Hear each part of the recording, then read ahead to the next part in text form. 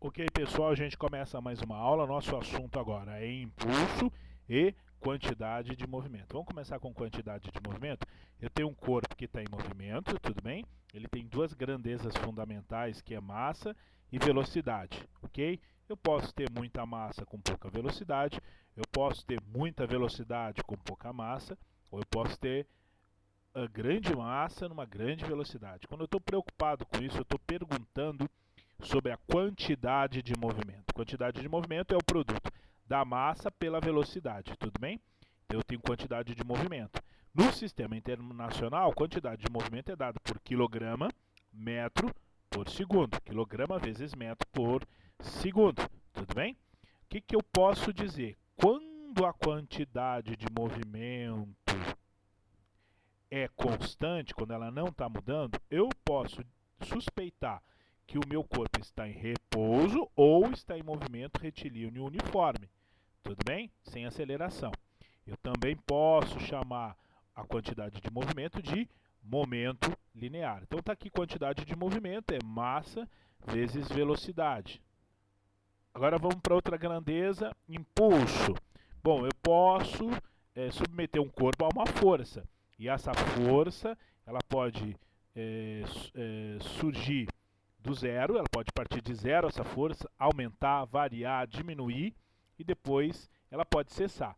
Quando eu estou preocupado com o tempo que essa força está atuando sobre o meu corpo, eu estou pensando no impulso. O impulso é uma força atuando no intervalo de tempo.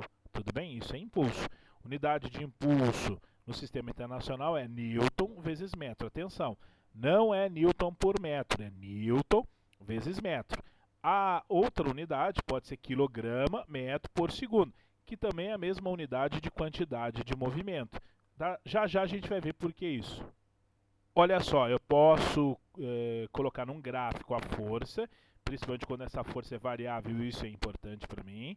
Eu coloco num gráfico a força e o tempo. Quando eu tenho num gráfico de força por intervalo de tempo, a área de baixo da curva, da reta, da minha função força, será o impulso. O impulso é, portanto, essa área de um gráfico de força por intervalo de tempo. Olha só, agora existe uma relação entre impulso e quantidade de movimento. Tudo bem? A gente já sabe que impulso é quando uma força atua no intervalo de tempo, mas eu também posso definir o impulso como a variação da quantidade de movimento. Mudou a quantidade de movimento? Mudou. Então, para que isso aconteça, tem que ter um impulso.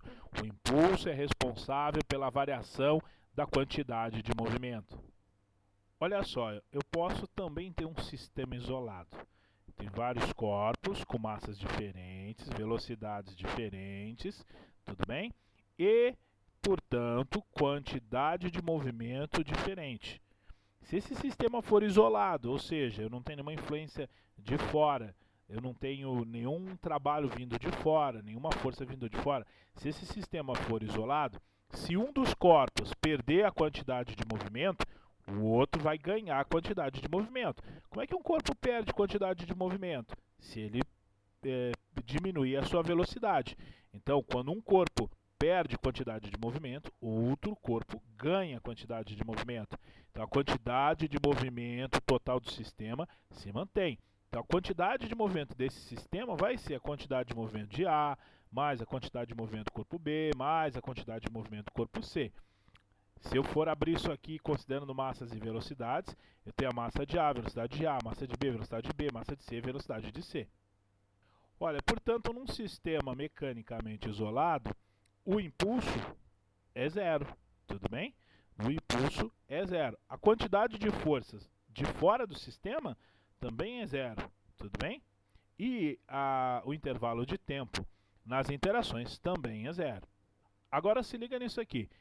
Quando ocorre a conservação da quantidade de movimento, a quantidade de movimento no sistema antes vai ser igual à quantidade de movimento no sistema depois. Por exemplo, de explosões e colisões. Quando você tem dois corpos que colidem, a quantidade de movimento nos dois corpos vai se preservar. Tudo bem? Se o sistema for isolado. Ou, por exemplo, uma explosão, ou, por exemplo, o disparo de um projétil dentro de um obus, a quantidade de movimento antes vai se preservar depois da explosão. Isso, claro, num sistema isolado. Colisões. Bom, vamos considerar que eu tenha dois corpos com velocidades diferentes. Bom, pode ser iguais, mas se eles estiverem indo no mesmo sentido, na mesma direção e mesmo sentido, um deles tem que ter velocidade maior para poder encontrar.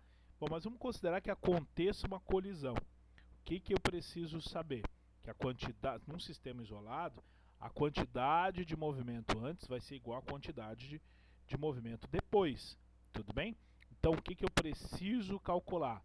Eu preciso saber do corpo A, massa, a velocidade dele. Então, eu tenho a quantidade de movimento do corpo A. Se eu souber massa e velocidade do B, eu tenho a quantidade de movimento do corpo B. Logo depois, massa e velocidade do A após a colisão. Então, quando eu coloco o VA linha, é a velocidade do corpo A após a colisão. A linha determina, portanto, na velocidade, me descreve e discrimina e me avisa que essa é, portanto, a velocidade pós-colisão. Agora, atenção, existem algumas possibilidades. Tá? Eu posso ter a possibilidade de, após a colisão, a velocidade de afastamento dos corpos ser igual à velocidade de aproximação. Tudo bem? Eles colidem e eles mantêm o mesmo valor de velocidade. Pode ser que o sentido de direção da velocidade seja alterada, mas a intensidade da velocidade é igual. Caso isso aconteça, a gente descreve essa colisão como perfeitamente elástica, quando as velocidades de afastamento são iguais às velocidades de aproximação. Tudo bem? Eu vou ter, portanto, até um coeficiente para me dizer isso. Chama-se coeficiente de restituição. O coeficiente de restituição é 1 quando as velocidades de aproximação e afastamento são as mesmas. Como é que a gente determina? Eu observo a velocidade depois da colisão do corpo B, subtraio da velocidade do corpo A depois da colisão.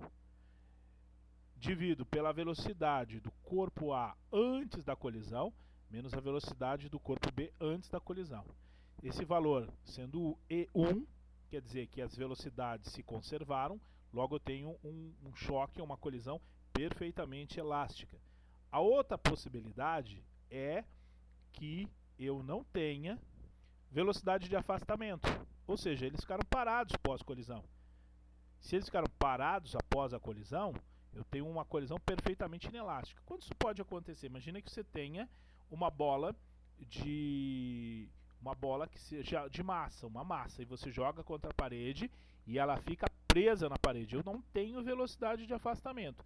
Essa é, portanto, uma colisão perfeitamente inelástica. Eu posso ter uma terceira possibilidade que está entre os dois. Ou seja, eu tenho velocidade de afastamento, mas ela é menor do que a velocidade de aproximação. Logo, o meu E vai dar algum número entre 0 e 1. Nesse caso, eu tenho uma colisão parcialmente elástica.